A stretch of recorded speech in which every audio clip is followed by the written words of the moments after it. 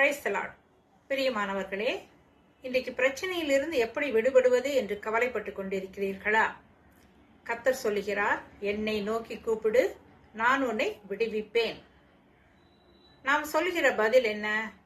நான் தொடர்ந்து ஜெபித்துக் கொண்டிருக்கிறேன், ஆனால் அடுத்த நிலைக்கு என்னால் போக முடியவில்லை. நம்முடைய ஜெபம் எப்படி இருக்கிறது?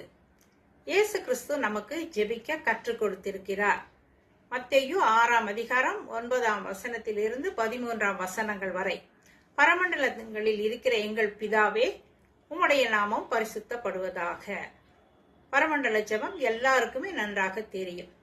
நாம் அதை தியானிப்பது இல்லை, அப்படியே சொல்லிவிடுகிறோம். அந்த வசனத்தை நாம் தியானிக்கும் பொழுது, முதலாவது நாம் ஜெபிக்க ஆரம்பிக்கும் போது நம்முடைய தேவாதி தேவனை நாம் அதிகமாக துதிக்க வேண்டும்.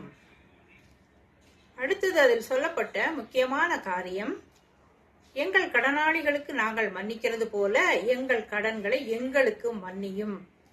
மத்தேயு 6ஆம் அதிகாரம் 14ஆம் வசனம், மனுஷருடைய தப்பிதங்களை நீங்கள் அவர்களுக்கு மன்னிக்கிறது போல உங்கள் பரமபிதா உங்களுக்கும் மன்னிப்பார். பாவத்தை அறிக்கையிட வேண்டும் என்று நமக்கு கற்பிக்கப்படுகிறது. முதலாவது, நம்மோடு இருக்கிற சக மனிதர்கள், சகோதர சகோதரிகள் நமக்கு விரோதமாய் செய்த தப்பிதங்களை, பாவங்களை, குற்றங்களை நாம் அவர்களுக்கு மன்னிக்கும் பொழுது, பின்பு நம்முடைய பாவத்தை கர்த்தரிடத்துல அறிக்கை செய்யும் பொழுது நம்முடைய பாவங்கள் மன்னிக்கப்படுவதுடன் நம்முடைய பிரச்சனையிலிருந்து நாம் விடுவிக்கப்படுவோம். கர்த்தர் நம்மை விடுவிப்பார். இயேசு கிறிஸ்து நமக்காக, நம்முடைய பாவங்களுக்காக தன்னையே ஜீவ பலியாக ஒப்பு கொடுத்தார். நம்மிடம் அவர் எதிர்பார்ப்பது மன்னிப்பு. நமக்கு விரோதமாய் குற்ற செயல்களை நாம் மன்னிக்கும் பொழுது நாம் விடுவிக்கப்படுவோம். ஆம்.